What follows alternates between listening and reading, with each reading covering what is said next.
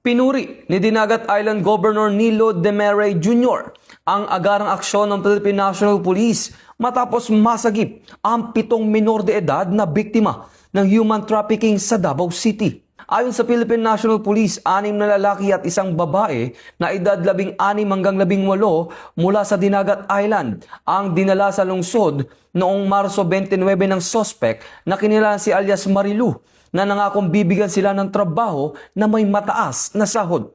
Na-rescue ang mga biktima sa tulong ng koordinasyon ng Philippine National Police, Dinagat PNP at Police Station No. 15 Ecoland matapos mag-report ang isang magulang na madiskubreng bumiyahe ang kanyang anak na walang pahintulot. Kasalukuyang nasa pangangalaga na ng social worker ang mga menor de edad habang nagtatakdang sampahan ng kaso ang suspect kaugnay ng iligal na pagre-recruit at pagdadala ng mga menor de edad.